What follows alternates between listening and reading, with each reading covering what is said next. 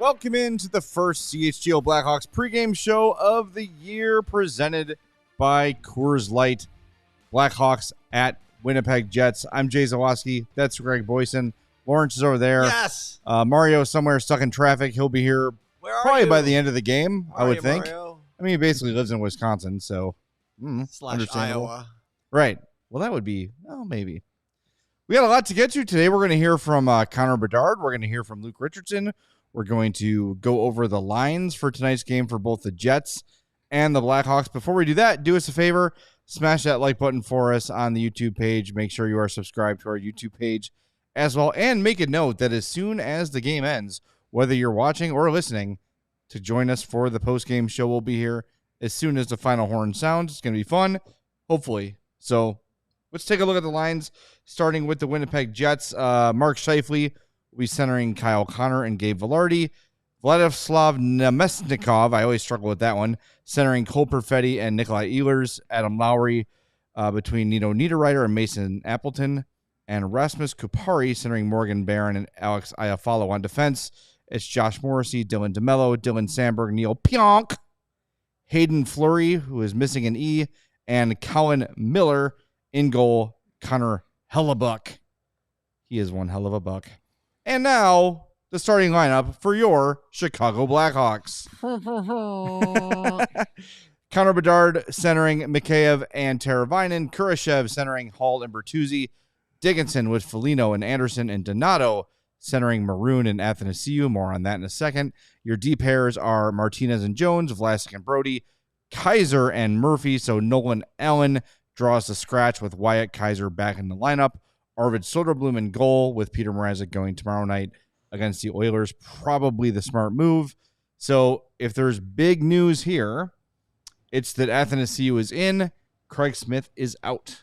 Yes, I do believe Foligno will start on that top line where they flipped in the first game. But, yeah, traffic can't be that bad, he's commenting. But eyes on the road, Mario. We want you here for post-game show. But, yeah, Athanasiou in, not a shock.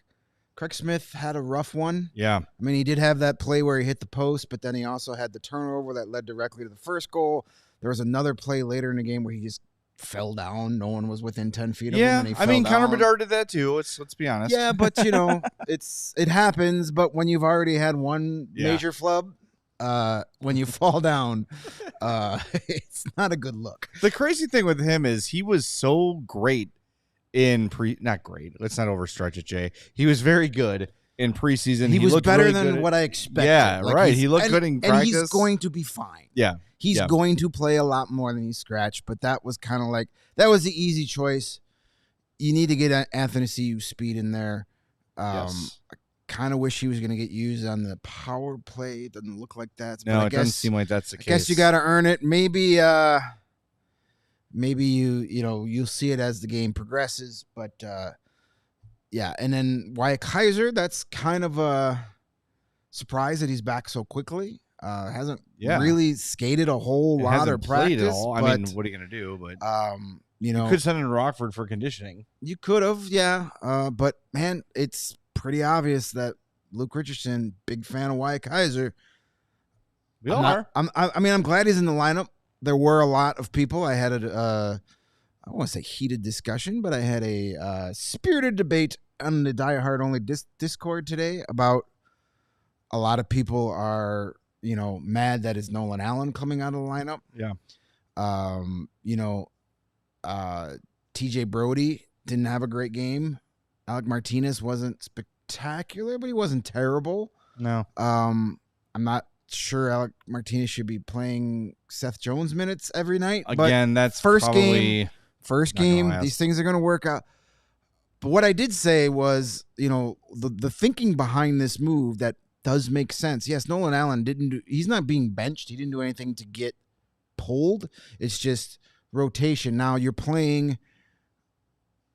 If you put Nolan Allen and Wyatt Kaiser out there together, that is a pairing of 42 total NHL games, with just one on Nolan Allen, in front of Arvid Soderblom, against a veteran team like the Winnipeg Jets. Yeah. yes, TJ Brody wasn't great, but at least TJ Brody knows where to be. Whether he gets there or not is another discussion. Yes. But he knows where to be, and you don't want to leave your backup goalie, who might only be his only start in the NHL this year, who has no confidence, at least didn't at the end of last season, looked pretty good in the preseason. You don't want to leave him hanging out to dry because you've got two rookies playing out there.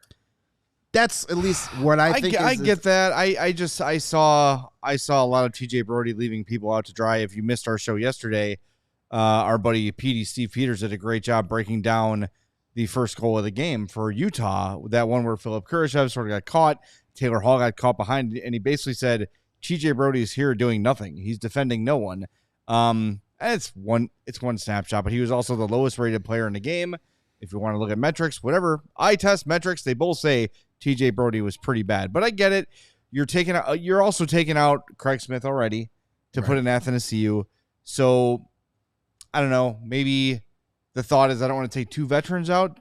But the nice thing about Nolan Allen is that while he is a left side natural defenseman, for the last year or so, he's been playing on the right side. He played on the right side in Rockford. They had him playing on the right side in Seattle a little bit too, to try to get him ready because they figured this is where our need is at the moment at the NHL level. So we'll see. I mean, I hope Allen gets back in. I don't want him to just become the new Isaac Phillips and sit there as a seventh defenseman. That doesn't serve anyone well. But we'll see. It's one game. Let's see how it And let's it's see how it pans also, out. I think a guy like TJ Brody with his long track record gets the benefit of the doubt more than other defenders. Of like, okay, you had a bad game. Show me this is not how you play now. And with a game tomorrow night, don't be surprised if Kaiser and Allen are both in against the Oilers. Now the Oilers are just another scary offensive team, but at least Allen is a little more fleet of foot than TJ. But I'm not sure I want TJ Brody standing still against the Edmonton Oilers. Probably not. But we'll see how he plays tonight. Maybe tonight he comes out and we're here on the post-game show going, man, I wish one of us would have picked TJ Brody for who's your Hawk. I'm going to guess that Probably doesn't. not. I'll take that But bet. you I'll never take that know. bet. So, all right, well, let's do this. A little bit of a curveball since we're on the topic of who's sitting, who's playing. Let's start with Luke Richardson. We're going to hear from Conor Bedard here in a little bit, but it was one of the first things Luke Richardson addressed today after morning skate. This video courtesy of your Chicago Blackhawks. Come out then. Probably Allen, just probably make sure that he's good this morning, and that'll be the one change on the back end. And double A Athanasiou will be coming in up front for Craig Smith. The thing with Craig Smith having to scratch him, you have so many veterans that came aboard this year. Sometimes they're going to get scratched if some of these young guys are going to get more playing time. How do you broach that with these guys who are used to playing every day? Yeah, no, I talked to him, and he understands. He's a good veteran, and I told him to try and get him right back in, and that could be as fast as tomorrow. So things change quick, and I just expect the veterans. They don't have to like it, but they accept it in a professional manner, and we're a big team here. Any update on Brossoit? No, as far as I know, same timetable, which I'm not even sure exactly Wasn't that around when that this is. week, though? That I think about joining the team, but I think also his wife is expecting right now too, right around now, so we're close to it. So I think the lack of practice time on this trip probably made the decision of him just staying back to make sure he wasn't going to play on this trip. So I think just to be on the ice at home in his full gear, he had enough stuff there at our practice rink that could give him what he needed. I was just talking to Tavo, and he's not a big personality in the room, but he's been on a very successful team for a number of years now. What can he bring, not just to Conor, but to the whole team? Yeah, no, he's I think there's some calmness, but there's also a lot of experience and experience on, like you said, success and winning in this league is tough, and then playing the way the league is trending. It's a fast game. It's a fast pace out there. He can make plays in the chaos in that fast pace. So, I think him just giving us that lift with the first goal the other night to kind of turn the game tied a little bit our way. He did a great job, and that's what we'll expect of him. I think he's more of a doer than a sayer, like you said. So we'll just go on his actions, and I think that's sometimes even you can't have everybody to be the rah-rah guy. You need someone to actually go out and do it. So that's what he is. With every game, a priority as far as what you want this team to accomplish through the first few months on the ice, in the locker room, considering you've added a lot of veteran leadership? Yeah, I don't know if I have a timetable kind of on that, on when, I want to see progression. I'd like to see it every day, and I think I could see it even in the first game, from the first period right through to the end. And no give up on the team was great. I love that, and I think that's going to be the character of the veterans that help drive that. You know what? We're not probably the youngest team right now, and we're not the fastest team right now, but we have a lot of experience at winning, and I think we have to learn how to win some of these close. Maybe work on our defensive style, to make sure we get that until the power play starts kicking in. We have a lot of new faces, even though they're veteran guys. It sometimes takes a little while to gel. So we're just working, hammering home on the structure of the team and having those veterans holding our team on that structure. I thought the first period the other night, lots of emotion, loud building. We get off topic a little bit of our structure, and then but we hold it right back in the second period. And really, I thought we had the better of the inside chances in the second and third periods last game, but unfortunately we got to put them in between the pipes over the line. We did everything close to that, but we just couldn't get it over the line. So timeline for this team, I don't really have anything set for them. I'd just like to see us believe in ourselves and know that we can surprise people and make steps as we go along.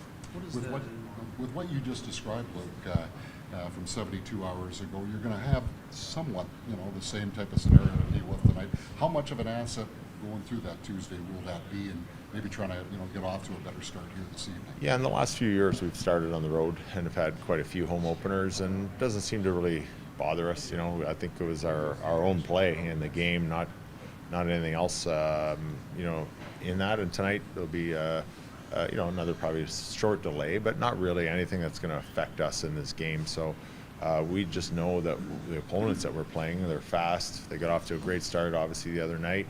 And we got to be very willing to play a good skating game and a good checking game and a good discipline game. We don't want to give them the offensive chances on not playing our structure, plus discipline and meaning staying out of the penalty box. And I thought we did an excellent job last game doing that, so we have to continue that. You matched up very well against this particular opponent last year, though, didn't you? We did. We didn't have a lot of success in the wins column, right. But I thought we played some good hockey, and unfortunately just not there yet to have the execution of scoring some big goals at the right times to maybe get us over the hump or hold on to a one-goal lead late in the game, like one of the games here last year. And that's somewhere where I hope we can improve on this year, especially with a little more veteran leadership. What impressed you most with Conor Bedard last year, and what's the next step in the progression look like to you, Luke? He just loves the game, and he loves to be out there, and that's always infectious right around the team. So this year, he's a year older, a year more mature. He's kind of gone through the league once, knows what to expect. So hopefully he can put that into his arsenal of when to make maybe a kind of a special play where someone feels a little vulnerable. He feels someone's a little vulnerable, or the team's setup's a little vulnerable for him to attack, and when not to. And just to learn the league of when to kind of maybe not take a chance, but maybe to kind of go after it, and maybe play a little bit more safer and play that 200-foot game and lay pucks in behind and do some forechecking where he has the ability to steal pucks. And we saw it a couple times, especially in the third period against Utah. So I've already seen some growth in the maturity part of his game, and when you have more maturity with the skill that he has, that can go a long way. I know you're focused on your own team, but what was your thoughts on the scene in Salt Lake the other night? Yeah, it was great. I didn't hear enough about the new ownership there with the Smiths, and I think everybody seems to be really excited there. The fan base was really loud on the first night, really excited, and obviously they got the first goal and the first win. That makes it even better. But you know what? It just seems like a good place for hockey. I know they've had hockey over the years, but it was always probably in the minor leagues, and now they have an NHL team. It seems like they're ready to support it, and they're not starting from scratch is one thing too. So they're lucky that they kind of have an established team that's kind of on their way up. So that's a good thing for them too. And then a quick one on Brossoit. I know you touched on it, but what do you expect him to bring when he is healthy, and what will it mean to have that tandem with he and Mrazek? Yeah, it's like a real good veteran tandem. I know he's played some great hockey here last year. I think he stoned us one game last year. I think it might have been a shutout or close to it, if not. And he's just a big guy. He looks confident. Another solid veteran around the dressing room that's seen a lot of hockey. He's been here and had some great years here. He's been in Vegas, part of that team when they won. That's invaluable to have around the team. Hi, I'm here. Thank you for making me talk right away, because I'm definitely not out of breath. Get those lungs working, baby. Yeah. Hey. So what is it? The CO test or whatever it is they do with the bike? Oh, yeah. We're going to make you talk till you throw up. That's fine. All right. Well, here we It's go. your punishment for being late. Yeah. Well, that's fine. And go. Yeah. Good stuff there from Luke Richardson. What was your favorite part? Loved every minute of it. I thought it was fun learning that Brossoit not only was out because of injury, but also gets a little dad leave too. Terrible cool. timing on his part. Yeah. Well, hey, you know Les what? Dropsy would be furious. No, that's Only plan some- your sex. no. Only so many things You can't plan to have a baby in June because you're going to be in the Stanley Cup final. Good See? point. Good thinking. That's true. Fair. Yeah. How about that means new dad bump. He's gonna have a shutout his first start with the Hawks. That'd be Sure. great. That would be great. Well, we don't know. Is it new or repeat dad? I don't know how many kids he has. I think it works. I think it works every time. It Every is time? transferable. All right. I believe so. I only have one, and I'm good. So Cool. we'll find out. Find out from Brossoit. Did you have a shutout the first start after Eddie was born? I was shut out after Eddie was born, if that counts for anything. Understandably. No complaining. Hey, do us a favor. We have a lot of people watching and not a lot of people liking. You watching, like it. Hit that like button for us. It helps with our visibility, helps people find us, helps people join the show, helps grow the community. We didn't make you pay extra for any equipment people to who watch may be us today. looking for content about the Blackhawks game tonight, who for some reason cannot watch on their television that they We pay a lot are of money easy to for. find. We're here. As the National says. So there's Luke explaining all the roster changes.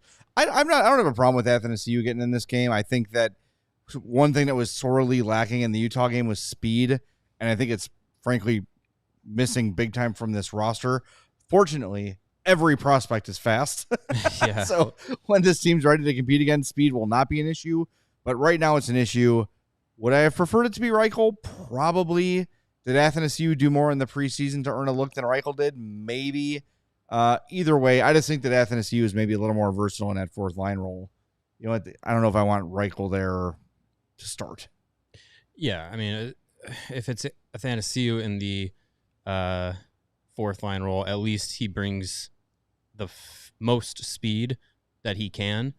Other than that, I mean, that remains to be seen. Yeah, putting Reichel in that role, because he's a good skater, but he's not a straight line speed guy. So there's really not much he provides in that role, I would say. But what I like in the move is that, this is you gotta perform. You have to earn your minutes and perform. And if Athanasiou jumps in to the lineup and does well, we'll probably see him play again tomorrow and so on and so forth. And if he doesn't, then maybe Reichel gets in or Craig Smith gets back in. I do like at a baseline that, this is, you got to perform. If you're going to play, you got to perform well. And not to say Craig Smith was the worst forward on the ice. Not great though. But I do like the idea of like trying to change things up and make sure guys are, they're not feeling too comfortable in their positions just because of, who they are or how much they make. Well, I like what Luke had to say. What Luke said too is like, they don't have to like it. They don't. I hope they don't like it, frankly. Right. Yeah. That I'm a veteran. I got scratched. Well, too bad. And kind of to your point earlier about Brody being in this game and giving him another look because he's a veteran and maybe a little more proven. I think if he has another game against Winnipeg like he did against Utah, Nolan Allen's right back in there. Yeah. Luke is not afraid to scratch these veterans. I don't, and maybe does Brody get a little more runway because he's on a 2-year deal? They're a little more invested in him long-term than they are in Martinez and Smith and Maroon and those guys, maybe. But I don't think Luke is looking at it from that perspective. And I also don't think there's really no evidence of any kind of mandate from up top that like, hey, this guy's signed long-term. He's got to play. I don't think so. I think that Davidson lets Luke do his thing. I think Luke, for the most part, scratches the people who deserve to be scratched. We'll see how it goes. Yeah, and I think if you're one of these guys that is in this rotation, either defensively or at the bottom of the forward lineup, if you don't want to be in the rotation, play better. Yeah. If you want to play every night, play better. Right. Force their hand. It's not rocket science here. Like, be unreplaceable. Yeah. And and I know there's so much lineup angst one game into the season, but that's a product of having NHL level talent that wasn't an option last year. Last year there really wasn't, oh my God, you got to play this guy, because all those guys were gone. Everybody was hurt, and it was just like, you couldn't really do that. Now that you have, Lucas Reichel and Andreas Anthony as your extras, and you have Smith and Maroon, there's a lot of, angst about the lineups one game into the season. Some of these guys you got to give a little bit of a runway and let them play some games together, and then you see where it's at. Well, and that's such an important thing, too. And PD talked to us about that yesterday. And for those that don't know or missed yesterday's episode, Steve Peters is a 20-plus year NHL video coach, former goalie, knows the game like the back of his hand. And he kind of validated our thoughts of, hey, there's a lot of new guys on this team. And they're the ones that, they need to learn how to play together and learn their tendencies. He specifically pointed out, Taylor Hall is a guy who chases the puck. Didn't really mean it necessarily as a criticism, more of an observation. So because of that, Philip Kurashev is going to have to learn, okay, when I'm on the ice with Taylor Hall is probably going to go here, when maybe he, a typical player, whatever, the system would dictate, go here. Learning those tendencies doesn't come overnight. It's going to take some time for this team to really gel and look like they do. Look like they're going to mid-season, but I think it's encouraging that from the first period to the second and third, they looked like a totally different team. Yeah. And Luke Richardson talked about it too. Once they got that mentality of, hey, we're going to go to the front of the net. We're going to take this inside. We're going to do the small things it takes to succeed. It worked. Yeah. And they did look good, and they probably should have won that game. They were the better team in that game, but a couple bad bounces go against them, both offensively and defensively, and what was really a 5-2 final was probably closer to a 3-2 final. Yeah, I think the idea that this lineup and these guys need more time to gel and find each other's tendencies. I think maybe it's a fault of our own, but it was kind of undersold how much that might actually need with how much turnover has come around. So yeah, I'm going to be a little less critical in this game if they are still trying to figure things out, because it's game 2, than I was last game. Because I think I went into last game thinking position for position they should be better than last year, and then it looked bad out the gate, but it got better. So I'm hoping that second and third period of Tuesday night's game carries into especially the start of this game. I really hope that they come out of the gate and carry that over. Be nice to score the first goal or something like that. Get that started quickly, and have that carry over. I'm really hopeful that that's the case, but I'm gonna give it one more game to say hey, let's have some cohesiveness start to show through before I really start to get anxious about that. All right, let's hear from Conor Bedard before this game. If we want to drop out halfway through it, maybe I think some of the stuff towards the end was. I would say puck drop is probably a little bit after 7. Yeah, it'll be 7:07. No one's going anywhere anyways because 7:07:35. Yeah, perfect. All right, let's do it. Here is Conor Bedard after today's morning skate. How have you liked playing with Jacob? What does he bring to your line that's maybe a little different?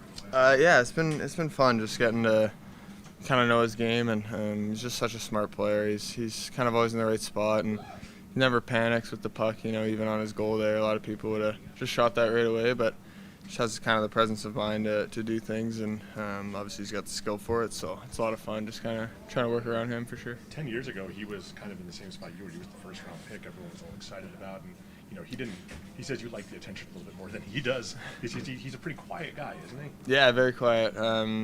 But just seems like super nice guy, really down to earth, and you know, of course, he came in and won a cup right away, which is pretty cool for him, and he speaks you know, pretty highly of kind of those guys you got to play with coming in, and you know, it's cool that, you know, now he gets to come back, you know, however many years later. So it's a cool story. What was it like for you to come to your second, you know, NHL camp, given, you know, what it was like, all the hype last year, and would it just feel a little bit more normal, or? Yeah, for sure. I mean, just kind of, you have more familiarity, I think. It's the same thing in junior, and whenever you move up a level, you know, it's you don't really know anyone, and you don't know what to expect, and you know, so I think there's just more kind of curiosity and learning that comes right away. But you know, now coming in, just feeling comfortable knowing everyone and knowing kind of how things work, you know, where everything is and stuff. It's maybe a little more comfortable for sure. How about the attention too? I mean, you've been having that since you were, you know, 14, 15. But what was it like at the NHL level to have that on an almost constant basis?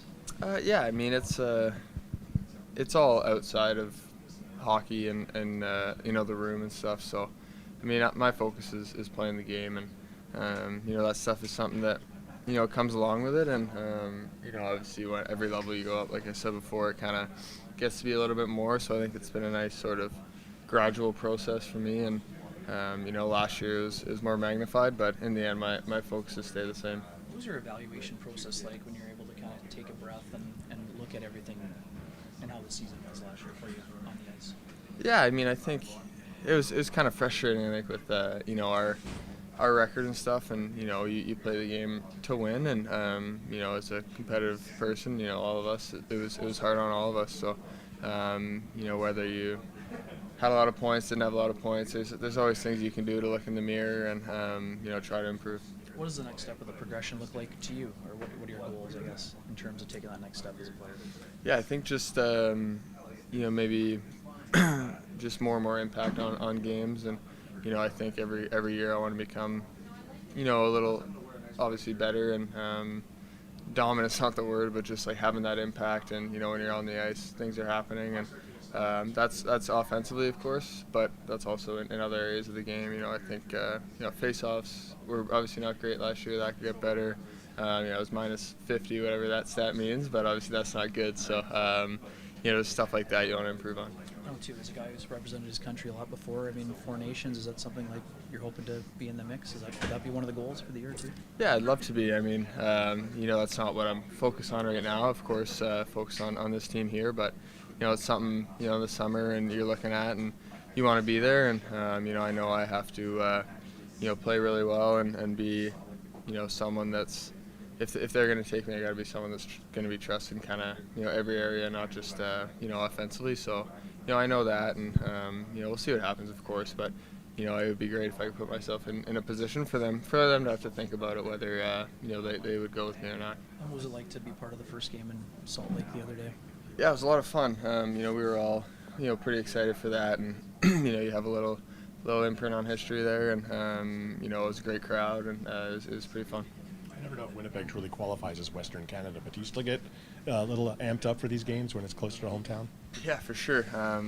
You know, I mean, I love just coming back to Canada, and you know, I think I played here a bit in junior, and even last night, like, we went to the Keg, you know, like just a classic restaurant you always go to when you're with your buddies in junior or whatever. So you know, just stuff like that, it feels you know, pretty homey, and you know, it's fun to play here and play in front of, obviously, you know, Canadian fans. Still keeping tabs on the dub, or are yeah, you past that yet? No, I still do. I'm checking the scores and how the guys are doing, and you know, it's fun for sure talking to them and just kind of following it. Conor, what is it that comes to mind when you come into this building to play?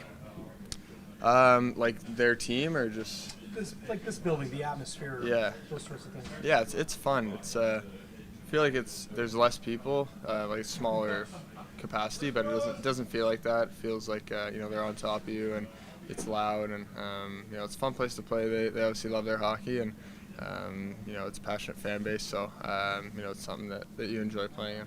And how would you describe the impact John Paddock had on you as a young person, Conor? Yeah, he was great. I mean, just his experience, and you know, obviously when you're in junior, you want to be with people that have been to the next level, because that's of course where you want to get. And he had played it at the NHL level and coached and managed, kind of done everything. So he had a lot of kind of wisdom to share with me for sure. There he is, Conor Bedard, courtesy of the Chicago Blackhawks. We thank them for use of their audio and video. Thanks. Appreciate it. Yes, that's mighty swell of them.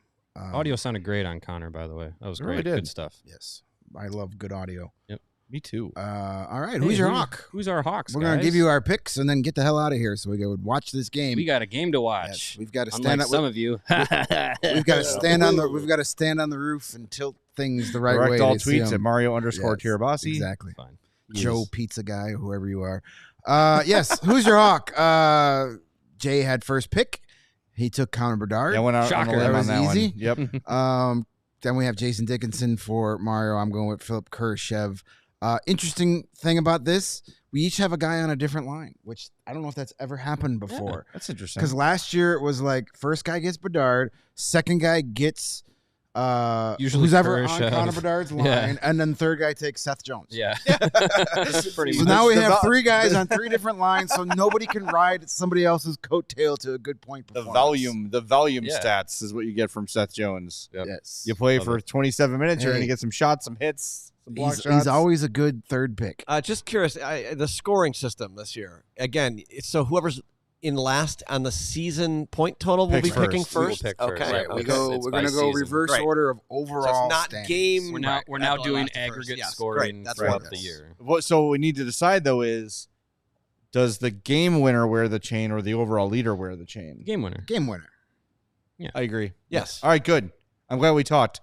Guess what? We're going to talk to you all after the game. So join us as soon as it's over. I didn't want to acknowledge the CHSN thing, but since Mario at Mario_Tirabassi already did. Hello, it's me. If you have an antenna and you're having trouble, you got to move it around. I know there's some people that are Hawks fans that have never had to use an antenna before. When I was a kid, I had to put like aluminum foil on it and Oh, like yeah. make sure something else was touching the antenna. They're a little better now, but move them around. I put my dad's out by the window thinking that would work best. Couldn't find it after a couple channel scans. Then I took it, put it right next to his dresser, like in the corner, and it worked perfectly. It's very random, so mess around with it. Scan for the channel several times, and if you're within, what did I say, like 40, 50 miles of Chicago, you That's should your be able to get it Best bet. after Yeah. some trial and error. So Now, the network did say that it was also available in, I think, Rockford and Peoria. over the Rockford and air? South Bend. okay, Or that South I Bend. don't know how remember. to. I don't know the channels offhand, but I did see that the network did send that out on social media. So if you're in those areas, you might also have some. And I'm Some sure luck. our techie fans have Rockford ways to find it. 19.3 and 19.4. South Bend 16.2 and Peoria. 16.4. All right, thank you, Law. There you go. Also, please stop complaining to us. It's not our problem. It's not us. Yes. Yeah, not us. CHGO CHFM. If you are going to complain to us, do it to just Mario. Or send a super chat. Mario That's fine. _Tirabassi. Super chats, yes, we'll take your money for complaints. I'm Absolutely. gonna start memeing people. All right, we're at game time. We're going to talk to everybody as soon as the game ends. Thank you to Coors Light for presenting the CHGO Blackhawks pregame show. We all silly like the mayor.